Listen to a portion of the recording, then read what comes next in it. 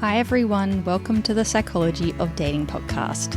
You are listening to Nadine Newkirk, me. I'm both a clinical psychologist and a dating coach.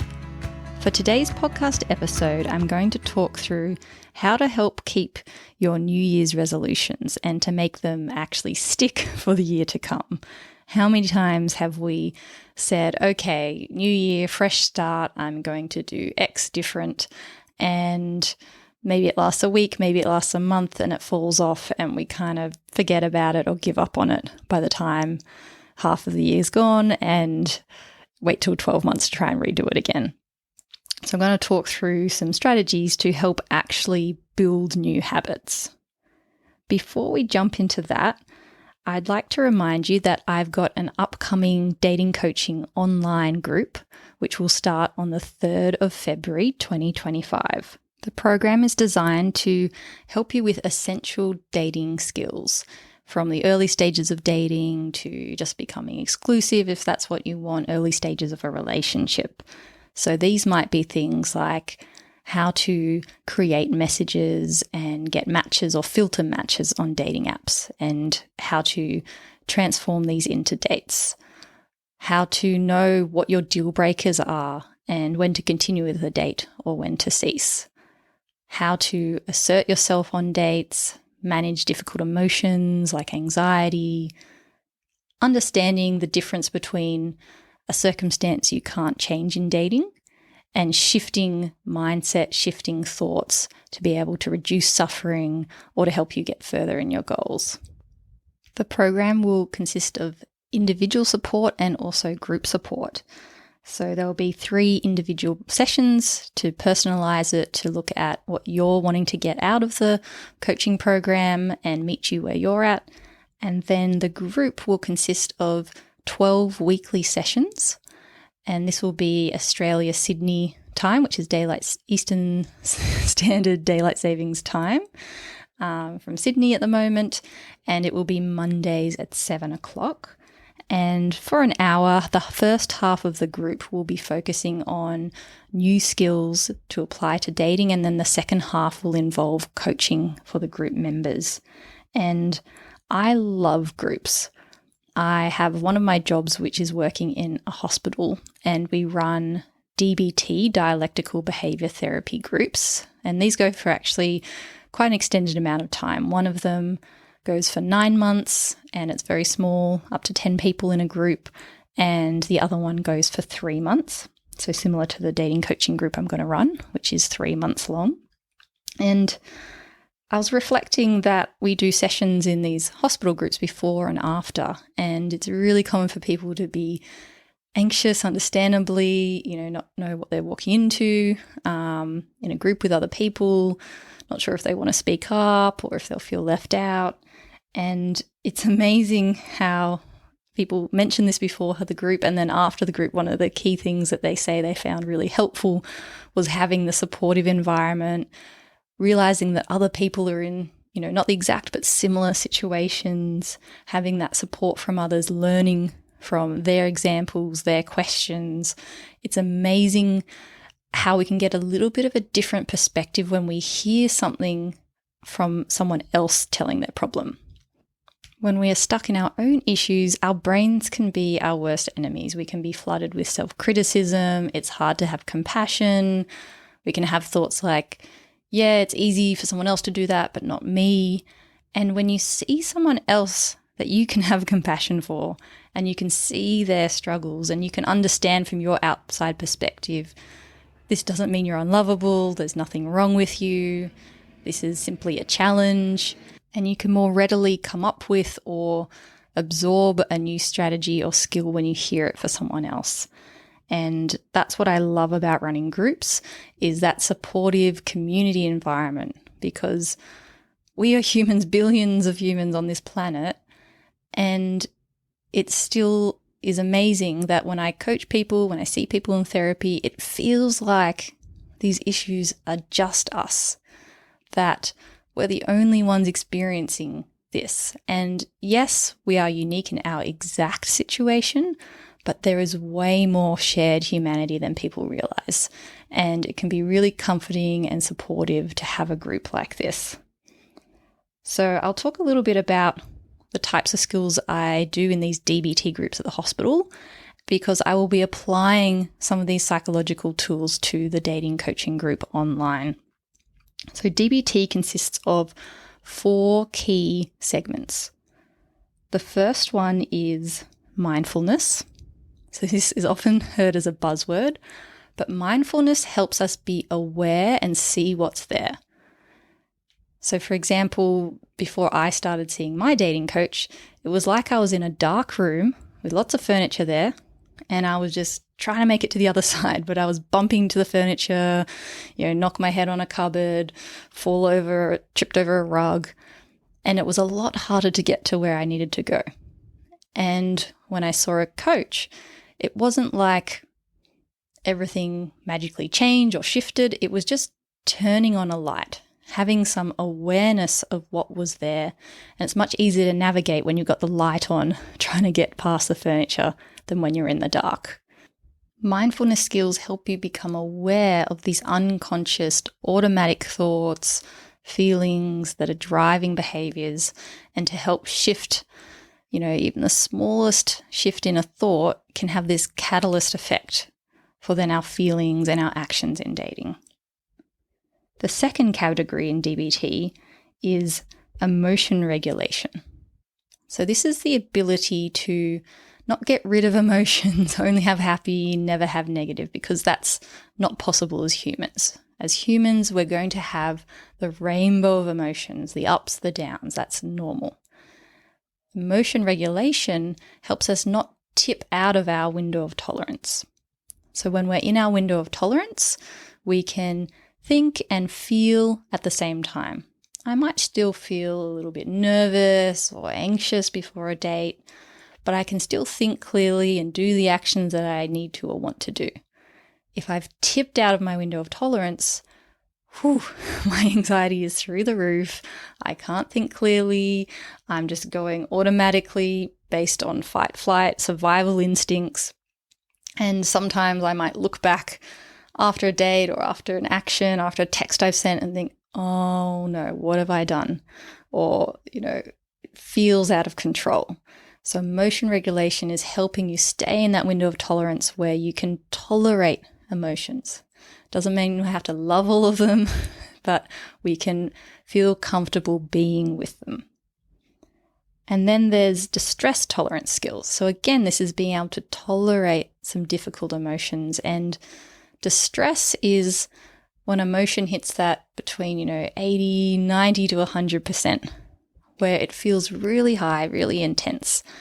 And you're needing some fast acting skills to help reduce the arousal of your nervous system, or if you're feeling really shut down, to help activate your nervous system and bring you into a bit more of an equilibrium.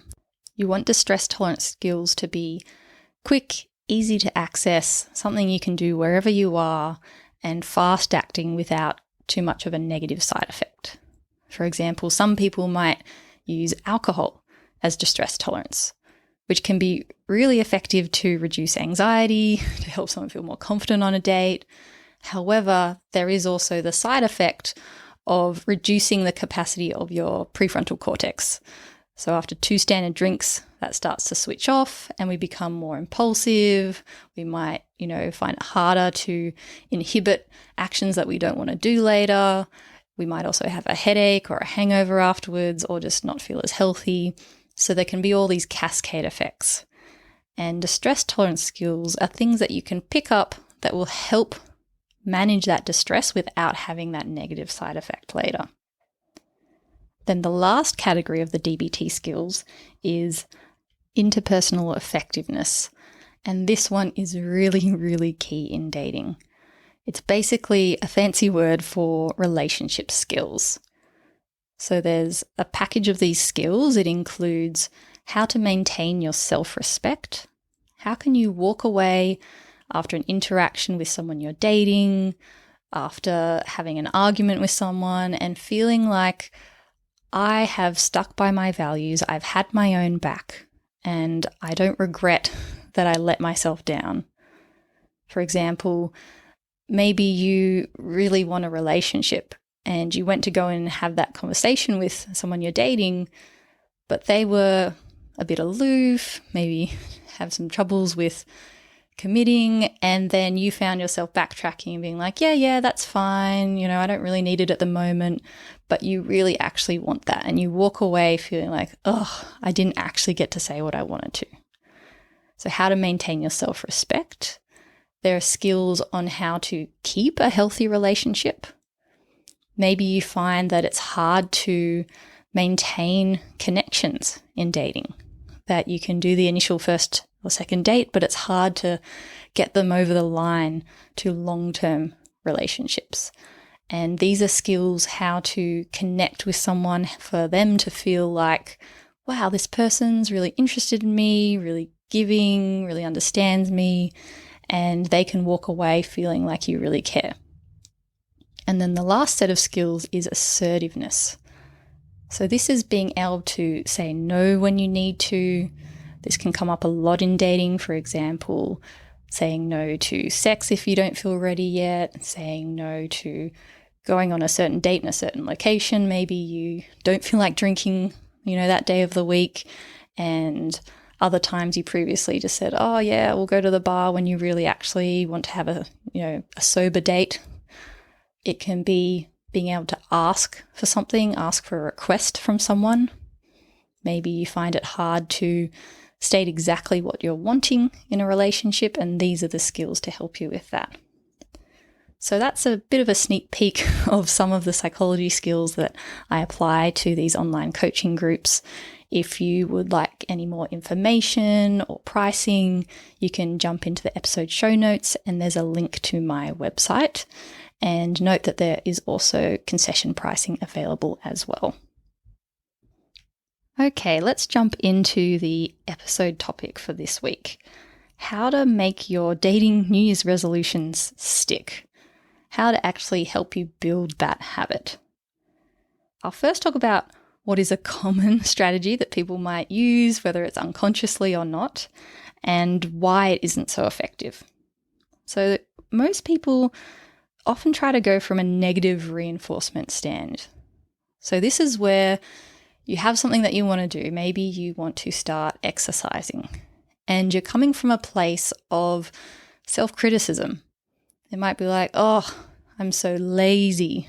Why can't I just start running? Or I'm not fit enough. I'm not healthy enough. I need to do this more. And this is really common human instinct, because we feel like, okay, if I can see threats, I can see dangers, I can prevent something bad from happening. If I can see, I'm not feeling as healthy as I could be, then that'll motivate me to be healthier. The difficulty is that when we use negative reinforcement, it's filled with pressure, it's filled with self-criticism, and it actually creates more stress and fear. And yes, we can be motivated by that, by cortisol running through our system and worrying, I'm never going to be able to exercise, so I better go now. And then we're running and we're like, I should do this more. But it's not something that helps you stick with a habit, because it's not actually teaching you a new skill. It's also not reinforcing a way where you can enjoy it and make it something consistent in your life. That you need to always have that fear to be able to do it. And that's actually the opposite of why you're trying to do the habit in the first place. Usually someone wants to try a new habit because they want to improve their life and to feel happier, more content. So it's actually a bit of a backwards way to go around it. Imagine a young kid spills a glass of milk all over the table and the floor. One approach could be to negative reinforce, to yell at the kid. Why have you done that? You're so clumsy. Maybe the kid might be scared, and next time they're holding the glass, they might be really cautious because they're scared of getting yelled at again. Or maybe actually they're so scared that they start shaking and they spill the milk everywhere, and it has the opposite effect. So they've shown in research now that in daycares, in schools, positive reinforcement is more effective. So this is where you're doing a behaviour and then you get positive reinforcement for the behaviour that you're wanting to see. Positive reinforcement is then paired with skill implementation. So for example, maybe someone's spilling milk all the time because they haven't quite built those motor skills or spatial awareness or knowledge to not try and do two things at the same time. That the research shows that being able to improve skills helps us change behavior. For example, if you're going into dating and maybe you are drinking a lot on dates and you're wanting to shift that.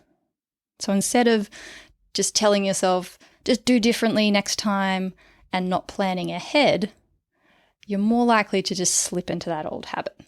Whereas if you look at what skill might I be missing? It might be difficulties having confidence in speaking sober with someone, or designing a date where you feel comfortable. So maybe actually to help you stop drinking, you're needing to look at what types of dates you go on. It could be doing something with your hands where you can feel like you're not in an interview, eyeballs connected over the table can be quite intimidating with those first dates, if you're at a bar, for example. So it might be doing something like putt-putt golf or going for a walk or sitting in a cafe where you both sit side by side and look out at a nice scenery in the park or a beach. You might practice meeting new people and having conversations with them, joining a meetup group where you're just connecting with new friends, and this builds confidence to then go on dates. So looking at what skill might be missing here and how could I build that? And then adding the positive reinforcement. So each time you do a date where you have one less drink, what can you say to yourself? How can you reflect on it and reflect on the why? Why did you want to not drink? Maybe you're noticing even if you have a drink or two, you're getting a hangover the next day, or you're not getting up to do that exercise, which helps with your long-term health and helps you maintain going on dates in the long run. So really bringing it back to why would I want to change this one behavior, looking at the broader, larger context.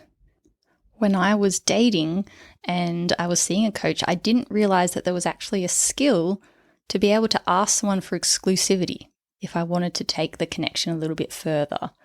I used to always take a bit of the passive side seat where I would just know that I really liked them and wanted it to progress, but wouldn't actually speak up or kind of just hope that would happen.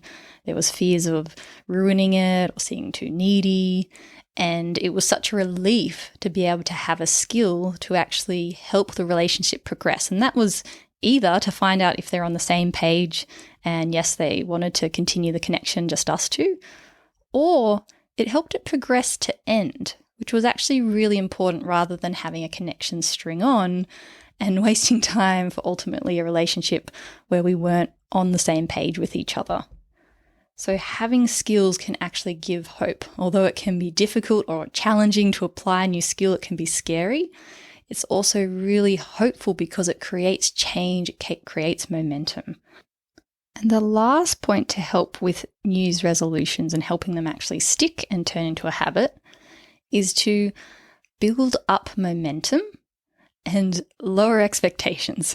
So a lot of people I see have, a strength in that they really know where they want to get to, and their mind says, I can see this helpful, perfect way to get there. But it means that if you're not meeting up to those standards, you're more likely to have that self-criticism, that self-hatred, to feel really knocked down, really like it's a setback. If you're trying to change something in dating, think about it like learning a new language. We don't just pick up the book, How to Learn French, and suddenly we're fluent.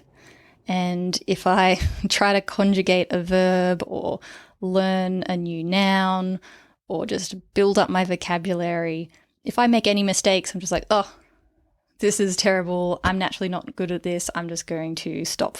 Imagine if a young baby starting to learn vocabulary did that.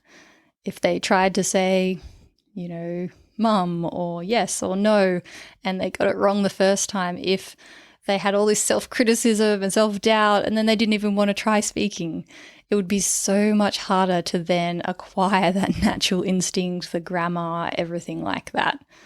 What we need is to have acceptance that to change anything, we bring in failures, that it's normal to have that it's normal to start small and build up.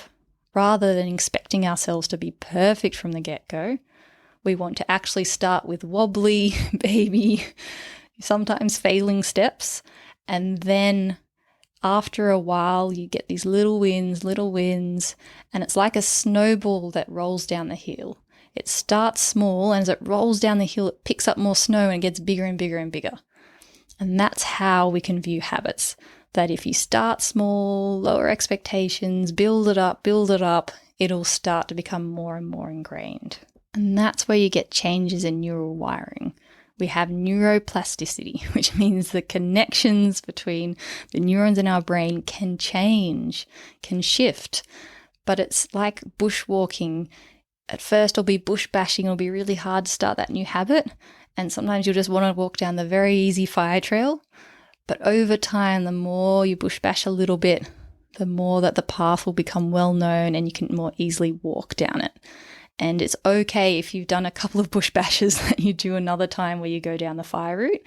If you allow yourself to sometimes take that easier route, the normal, the previous habit route, it'll actually give you more energy to be able to do the hard route the other times. So being easy on yourself. And I know that can be hard when we really want to get somewhere and quick. But this is the way that you can help those habits stick. Okay, everyone, it was lovely speaking with you. A reminder that I've got a free guide called Top 3 Mindset Shifts in Dating. So if you want any help in having some reframes for unhelpful thoughts like I'm unlovable, I always pick the wrong person, then this guide may be helpful, introduces some new thoughts that you could incorporate. Okay, I hope you have a lovely day or night, and I look forward to speaking with you